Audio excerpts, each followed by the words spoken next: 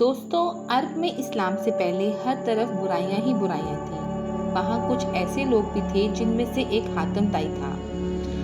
حاتم کے حوالے سے بے شمار واقعات موجود ہیں جن میں سے اگر مبالغہ آرائی نکال بھی دی جائے تو پھر بھی حقیقت یہی ہے کہ اس کی سخاوت ضرب المثل تھی۔ ایک وقت تھا کہ حاتم طائی کی سخاوت کے چرچے دور دور تک پھیل چکے تھے اور عراق کا بادشاہ نوفل اس سے حسد کرنے لگا، کیونکہ حاتم طائی کی بڑھتی ہوئی شہرت نے بادشاہ کے جاہو جلال اور چکا چوند کو مان کر کے رکھ دیا۔ وقتاً فوقتاً بادشاہ وقت حاتم کی نجی زندگی کے احوال درباریوں سے معلوم کرنے لگا اور دل ہی دل میں حسد کی آگ کو بھڑکانے لگا۔ آخرکار ایک وقت ایسا آیا کہ بادشاہ نوفل نے اپنے ایک درباری کو حکم دیا کہ پتہ لگاؤ کہ دنیا میں ایسی کون سی چیز ہے جو حاتم کو سب سے زیادہ عزیز ہے۔ درباری حکم کی تعمیل کرتے ہوئے کئی روز کھوج لگاتا رہا اور پھر جلد ہی خبر لے کر بادشاہ وقت کی خدمت میں حاضر ہوا۔ اس نے بتایا کہ حاتم کے پاس ایک بہت خوبصورت اور نایاب گھوڑا ہے، جس کے بارے میں اس نے بتایا کہ حاتم کو اس گھوڑے سے زیادہ دنیا میں کچھ بھی عزیز نہیں۔ یہ سن کر بادشاہ بہت خوش ہوا اور کہا کہ میں حاتم کی سخاوت کا بھانڈا پوری دنیا کے سامنے بیچ چوراہے میں پھوڑوں گا۔ لہٰذا یہ بات سنتے ہوئے نوفل بادشاہ نے اگلے ہی دن اپنے 2 خدمتگاروں کو حکم دیا کہ وہ حاتم کے شہر میں جائیں اور اس تک بادشاہ وقت کا پیغام پہنچائیں کہ اس نے تمہارا گھوڑا تحفے میں مانگ بھیجا ہے۔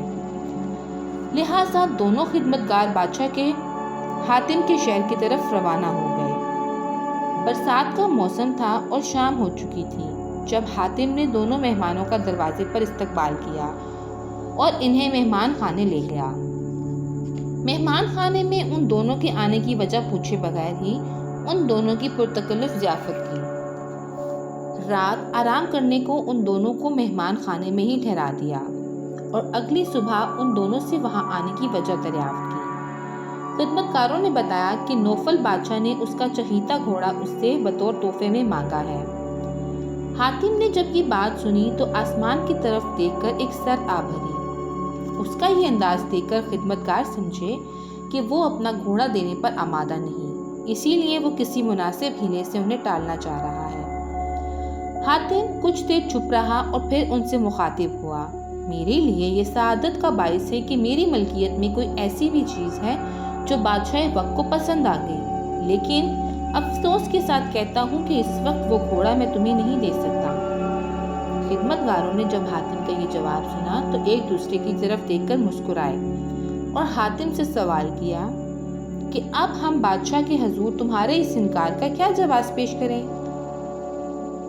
اس پر حاتم نے جواب دیا، یہی کہنا کہ کل جب تم دونوں میرے گھر آئے تو گھر میں کھانے کو کچھ نہ تھا، چنانچہ میں نے وہی گھوڑا تمہارے سامنے ذبح کر کے رات کے کھانے کا اہتمام کیا۔